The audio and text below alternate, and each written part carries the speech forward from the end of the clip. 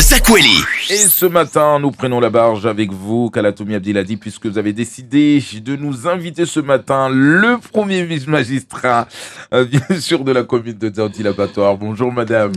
Bonjour, très heureuse d'avoir pris la barge ce matin. Bonjour, monsieur le maire Miki Dachiou m'a dit maire de Dzaoudzi-l'Abattoir, et merci d'avoir accepté notre invitation. Bonjour, bonjour aussi à la population qui nous écoute et ainsi que Dzaoudzi-l'Abattoir en particulier. Novembre 2023, Saïdo Marouali était le sénateur de Mayotte et parce qu'il y a la loi sur la non-cumul de mandat, vous qui étiez premier adjoint, vous devenez maire de Dzaoudzi-l'Abattoir et aujourd'hui, certains de vos administrés s'impatientent de voir votre vision des choses, même si vous êtes dans la continuité. Je ne sais pas quelle partie de la population s'impatiente, mais celle que je rencontre régulièrement pense que ce que nous faisons, c'est ce que nous avons promis en 2020. Et jusqu'à présent, je pense qu'on a réalisé une bonne partie de ce qu'on nous avait promis. On avait promis à la population. On est à peu près à 80% de nos réalisations, que ce soit en matière d'éducation, en matière de voirie, en matière sportive et culturelle. Je pense qu'on est arrivé à une période où on a montré qu'on pouvait nous faire confiance à nouveau. Et justement, par cette impatience, c'est que certains voient en vous l'ombre de Saïd Marouali et ils se demandent quand est-ce qu'on verra l'empreinte de Miki Dachiou Madi. Je ne pense pas non plus que l'ombre est toujours là, quoi qu'il en soit, parce que ça fait déjà une vingtaine d'années que j'ai travaillé avec Saïd Marouali, que ce soit en tant que collaborateur, puis et puis après en tant que partenaire pour la construction de notre commune. Donc je ne pense pas que en m'affichant régulièrement dans les médias, parce qu'on n'a pas élu pour mener une vie médiatique, en m'affichant régulièrement dans les médias, cela montre que je travaille. Le travail se fait sur le terrain avec mes équipes et nous on continue à réaliser ce qu'on a promis parce que jusqu'à présent, je pense qu'on a su démontrer que ce qu'on avait fait en 2014 jusqu'en 2020, nous avons réitéré aussi les mêmes forces que nous avons pu réaliser, notamment en 2020, où on a commencé à inaugurer des espaces qu'on avait promis, des espaces intergénérationnels, notamment au boulevard de Crabe, un autre espace intergénérationnel à Dzaoudzi. Là, on a un mini-stade qu'on est en train de construire, je pense qu'il finira d'ici la fin de l'année. On a une école aussi qu'on construit également, qui finira d'ici fin septembre. Donc, nous continuons à travailler doucement mais sûrement.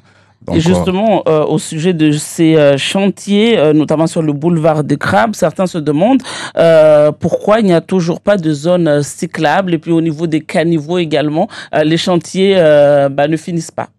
Quelle partie de boulevard de Crabe? Je pense que la grande partie, on la voit quasiment achevée. Il y a une autre tranche qui commencera cette année aussi parce qu'on l'a inscrit dans notre plan pluriannuel d'investissement. On va le commencer d'ici septembre. Cette partie-là commencera de Flacho jusqu'à Total. Vous voyez l'agence Total qui se trouve entre Dzaoudzi et Pamandzi. Donc, cette partie-là, on l'a fait. Il faut savoir aussi que nous travaillons avec les services de l'État parce que cette tranche de route n'est pas communale, mais nationale. Donc, on travaille avec eux sur cette tranche-là. Mais ça sera fait d'ici la fin de l'année. Au niveau des caniveaux?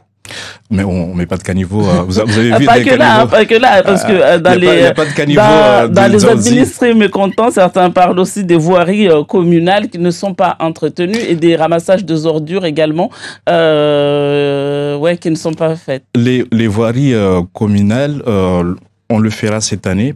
Parce qu'il a fallu qu'on recense l'ensemble de ces voiries et qu'on puisse éventuellement chercher les subventions qu'il faut.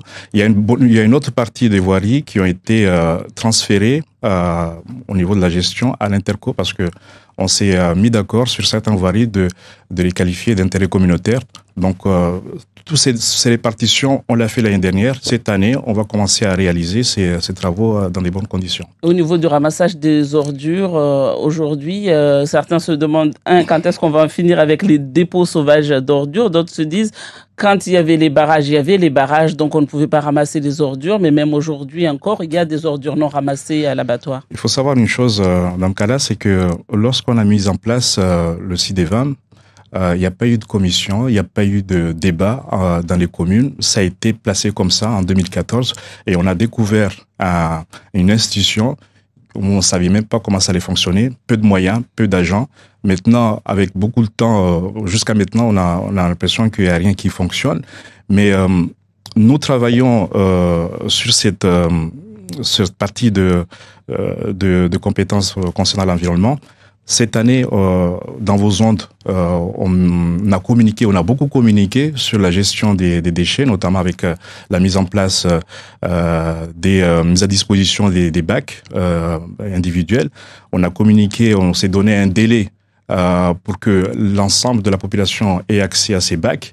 Et une fois que tout le monde aura disposé de ces bacs, je pense que moi, j'ai demandé à mes services de faire en sorte qu'on verbalise. On va commencer à verbaliser d'ici 3 mois.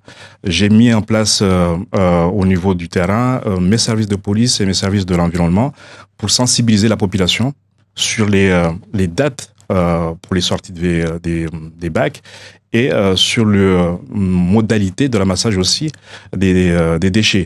Donc d'ici 3 mois, si certaines personnes continuent à jeter n'importe où des ordures, nous allons commencer à verbaliser. Et en plus des campagnes de sensibilisation que on mène actuellement, on va placer dans certains endroits des caméras pour nous aider aussi à identifier ceux qui viennent déposer leurs ordures d'une manière sauvage. Ça ne répond pas du coup à la question pour ceux qui déposent leurs ordures dans les bennes et pourquoi il n'y a pas de ramassage. Vous avez parlé du CIDEVAM qui ne fonctionne pas normalement, mais du coup, vous, au niveau de la mairie, qu'est-ce que vous avez entrepris pour que ça change? Le ramassage se fait.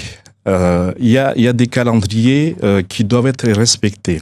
Le problème, c'est que ce qui pose problème dans notre territoire, c'est que on a du mal à connaître le nombre d'habitants que nous disposons. Difficile de mettre en place une politique publique lorsqu'on ne maîtrise pas la population. À Dzaoudzi l'abattoir, on est dans un strate de 20 000 habitants. Et 20 000 habitants, je pense qu'on a remarqué récemment avec la distribution de l'eau qu'on est au-delà de ces 20 000 habitants. Donc, mettre en place une politique publique sans maîtriser la population, c'est vraiment difficile. Et je ne pense pas que le problème de ramassage d'ordures se pose uniquement à l'abattoir, mais nous travaillons aussi à ce que ça se fasse dans des bonnes conditions. Vous envisagez de quitter le CIDEVAM du coup ou pas? C'est pas ça le débat. Nous, en fait, au niveau de l'Interco, on avait envisagé de sortir au niveau du déchet. Au niveau uniquement du ramassage, mais pas au niveau du traitement, parce qu'on n'a pas les moyens de s'occuper du traitement. Mais ramasser les ordures, on a voulu récupérer cette partie, la partie collecte, et je pense que le débat va revenir d'ici 2026, parce qu'il est urgent qu'on revoie absolument le fonctionnement du CIDEVAM. Le préfet a chargé les maires de recenser les fauteurs de troubles dans leur commune. Est-ce que vous avez déjà commencé et combien sont-ils à Dzaoudzi l'abattoir si vous êtes arrivé à les répertorier? Le préfet, lorsqu'il a commencé à faire le tour des communes, il est venu dans ma commune, je pense qu'on était la 3e commune à être visitée. Il est venu nous présenter son plan qui s'intitule GPO. C'est un groupement d'opérations de prévention opérationnelle. Et il consiste en quoi? C'est de repérer les quartiers qui posent problème, les quartiers qui sont peu accessibles également. Et moi, j'ai mis en place avec mon service de police municipale un dispositif qui consiste à répertorier l'ensemble de ces quartiers et définir les coins qui posent problème. Et nous travaillons actuellement avec les services de l'État par rapport à ça. On l'avait déjà fait en amont parce que lorsqu'on préparait l'opération, lorsqu'on parlait d'opération Ombouchou, nous on était déjà prêts par rapport à ça parce qu'on avait déjà identifié ces quartiers. Ça a facilité beaucoup de choses. Ça a facilité aussi l'intervention de l'État. Du coup, je reviens à ma question initiale. Est-ce qu'aujourd'hui, vous savez, vous avez comptabilisé le nombre de fauteurs de troubles qu'il y a dans Dzaoudi l'abattoir et de quel quartier ils viennent? On connaît les quartiers, on connaît les individus. La gendarmerie connaît aussi ces quartiers et connaît ces individus. Ils sont combien? Ils sont beaucoup? Une dizaine, une centaine? On ne peut pas donner des chiffres comme ça. Une fourchette? Je n'ai pas les chiffres en question. Non, mais je ne pense pas que ce soit le chiffre qui compte, mais c'est la manière d'éradiquer ce phénomène. Je ne pense pas que... Et pour vous, le GPO, ça sera efficace? On verra d'ici 2 mois. On verra d'ici 2 mois, d'ici 3 mois, le préfet s'est donné une échéance pour voir son efficacité. Donc on attend de voir. Mais ce qui est sûr, dans ma commune, mon service de police municipale travaille en étroite collaboration avec la gendarmerie pour qu'on puisse éradiquer ce phénomène qui trouble notre quotidien. Ombouchou 2 devrait commencer à la mi-avril. Comment Dzaoudi l'abattoir se prépare aujourd'hui? La différence entre le Ombouchou 2 et le Ombouchou 1, c'est que le Ombouchou 2, l'ensemble des élus locaux et leurs services sont mis à contribution.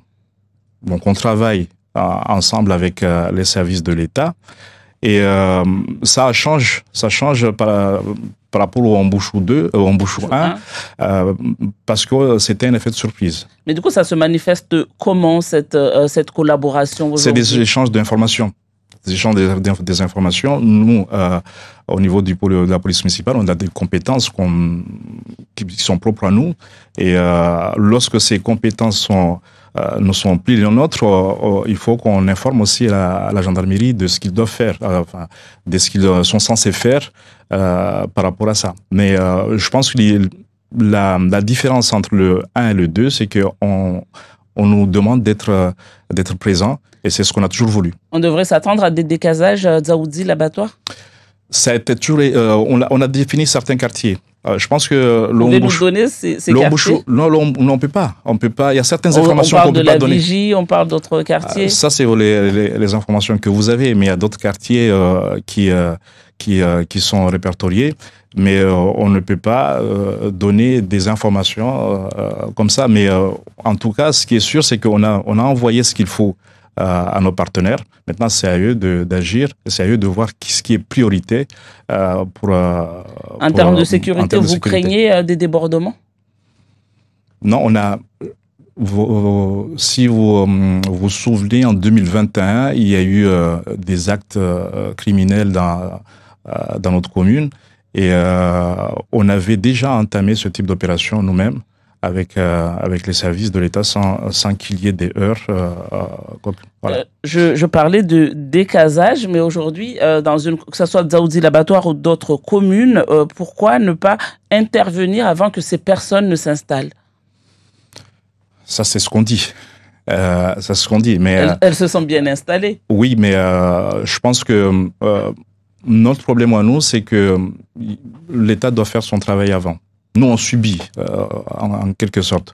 L'État doit faire son travail avant, et c'est ce que le préfet a annoncé récemment lorsqu'il nous a convoqués lors de la conférence sur la sécurité. C'est une autre méthode d'intervenir. Donc nous, à notre niveau, on a fait ce qu'il fallait. On continue à faire ce qu'il faut. Vous avez détruit des cases en cours de construction? On a informé sur ces lieux. Maintenant, c'est pas à nous de détruire, hein. C'est les services de l'État qui détruisent. Dans le cadre de ma question, c'était plutôt sur la flagrance. Quand les personnes sont en train de s'installer, est-ce que c'est possible aujourd'hui pour la commune d'intervenir rapidement ou pas? Vous savez, cette histoire d'installation de bâtis non autorisés, souvent ça se fait dans des terrains privés. Si vous, aujourd'hui, vous ne dénoncez pas la construction dans votre terrain d'un bâti non déclaré, on ne le saura pas. ce lendemain ou quelques jours après qu'on saura qu'il y a un bâti qui a été fait alors qu'ils n'avaient pas l'autorisation.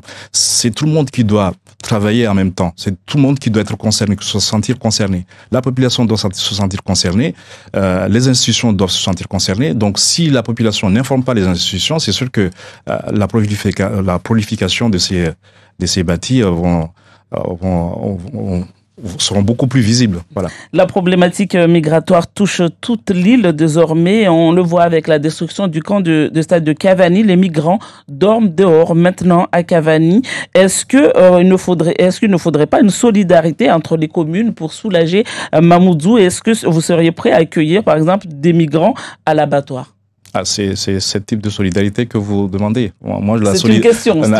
S'il y avait des logements, est-ce que vous serez prêt à accueillir les migrants? À Dzaoudzi, on n'a pas de logement pour accueillir les migrants. À Dzaoudzi, on n'a pas de terrain pour accueillir les migrants. On n'a pas aussi de bâtiments institutionnels pour accueillir les migrants. Donc, on n'a pas les conditions pour ça. Donc, la solidarité pour nous, c'est ce qu'on a fait il y a pas longtemps, lorsque le maire de Mamoudzou avait demandé au maire d'être présent pour dénoncer la présence des migrants à Cavani. Moi, j'y étais, il y a d'autres élus qui étaient. C'est ça, c'est la solidarité aussi au niveau territorial. Mais la solidarité concernant la répartition des migrants, là où il n'y a pas de place, je pense qu'il faut chercher ailleurs. Il faut chercher au niveau de métropole, par exemple. Merci beaucoup, Miki Dachomadi, d'avoir été notre invité. Merci pour cet entretien. Merci beaucoup.